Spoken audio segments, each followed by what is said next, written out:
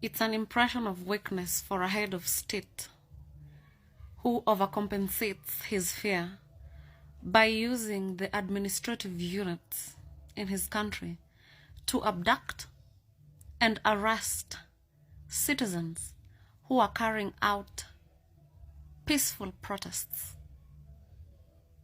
That shows that that head of state is very weak. If the shoe fits, wear it. You pulled it too far when you even arrested women. This was a peaceful protest. Okay. It's something you're used to doing.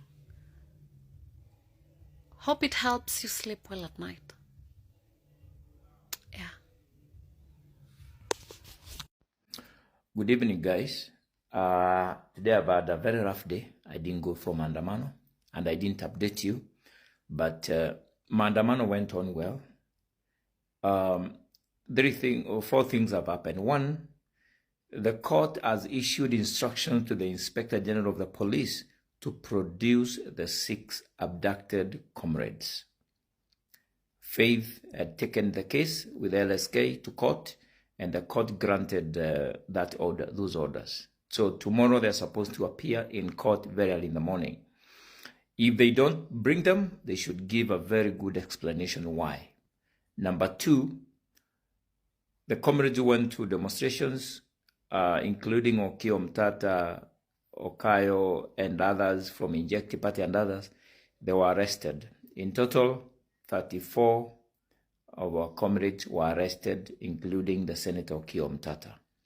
And then the other thing is, there are some young men who are very brave, because today they cornered the police in the way they were dressed, and they commandeered the police because they were wearing masks. So the police, they don't know really these baggers who are abducting people. So when they see you in a kofia, a cap, and a mask, and dressed in a certain way, una behave ni kama umebeba, those pistols, they don't ask you more questions. Anyway, we are happy that we are doing well until our comrades have been released. And thank you for those who did their best to go to the streets, and those who have also been contributing online. We are demonstrating in every weekend. Thank you. And before I forget, Cairo's girlfriend came out in the streets and she was demonstrating, and she carried a banner that said, "I left him because he was sleeping with the government," with a photo of Cairo and Ruto greeting each other. He rotten regime, he rotten system. It wants to encourage us to have a 2027 conversation. Pale ikifika kwa ballot, hapo ndio watatunyoroshea, because they know 4 million of us did not register as new voters. They know we have another like 3 point something million votes to register between now and 2027, and that's why they are delaying the IEBC. Munaona wase. So they are afraid of what our noise and our energy, what it can do before 2027.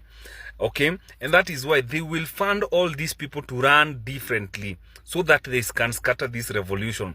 But this revolution is far much precious to us as a generation and to us as a people of this country.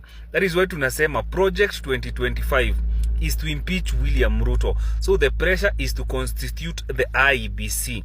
Yes, just simple. Leo nimekuwa na shida kidogo na hii serikali. Manake nimejaribu kufuatilia yale maandamano, especially mahali Okiya Omtatah alikuwa senator, na si kuona wakifanya chochote kibaya. Walikuwa wamejifunga, hawakuharibu amani, hawakuharibu mali ya mtu, walikuwa wana malalamiko yao. Sijaelewa kwa nini askari wamewaingilia na kuwashika, kwa sababu maandamano ni haki ya mtu ya kikatiba. Kama watu wataandamana na kwa amani na waseme ile kitu inaleta shida, sioni sababu ya polisi kutolewa barabarani kupigana na watu. Na ningependa wasomi wa sheria waweze kututafsiria hiyo ni kusema nini, tujue hiyo ni nini. Sababu kwa nini polisi watoke nje kama watu hawajafanya maovu?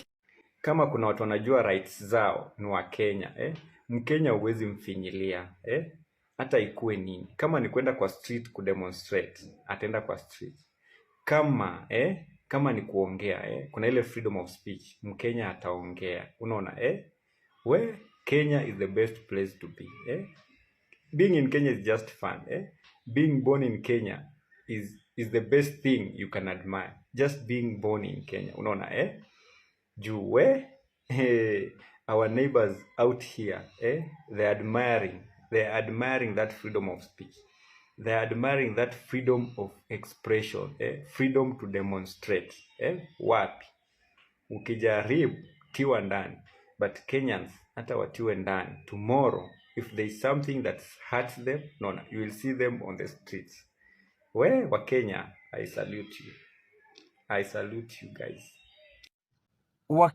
Wakenya wengi sana kutoka hii siku yenye tumetangaza maandamano Jumatatu. Maandamano ya kukashifu ili tendo la kuabduct vijana wa Kenya. Tangu hayo matangazo yamewekwa kwa maruninga kila mahali kuwa Jumatatu watu wataenda maandamano, Wakenya wengi sana wamerudi wakisema, kwa kulingana na response ama the feedback they are giving, aki watu wa Nairobi slow kidogo, mreduce kidogo, tutoke kwanza ushago, because watu wengi walienda Christmas. Wengi wametuomba kuwa simsubiri kidogo turudi Nairobi ndio tuwajoin sisi wote tuende ku protest against the government over these issues of abductions in the country. Kulingana venye nimesikia intelligence yangu kwa ground, ni watu wengi wako tayari sana kuingia kwa maandamano sababu ya abductions in this country.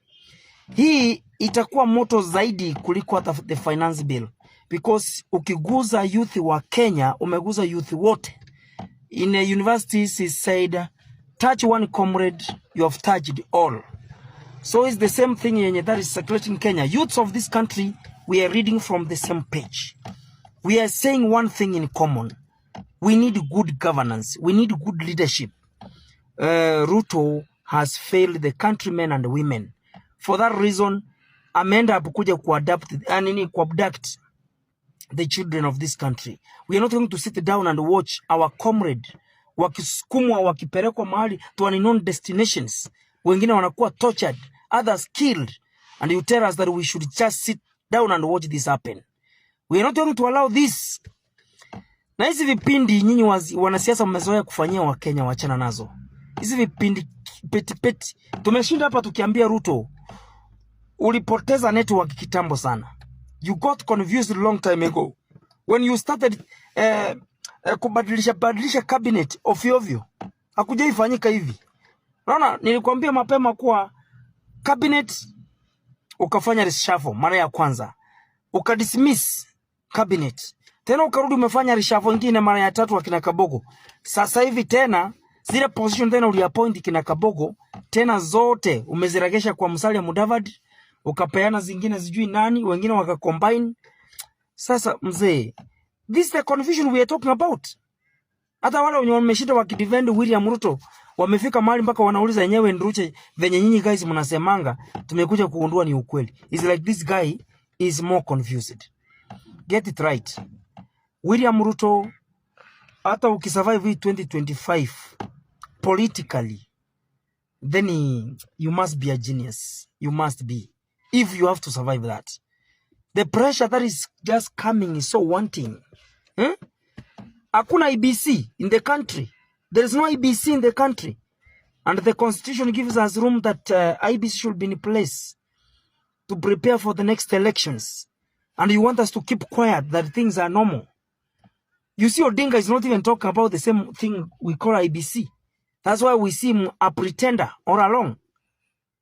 Yes, fika mwezi wa pili ama mwisho wa January, kama hakuna IBC in the office, hii itakuwa worse than the finance bill. Elections is the democracy we are talking to the people of the country. Hii mambo unatubeba hivi, mnakuja na vipindi hapa kutufunika, mkiendelea kubuy time ya IBC.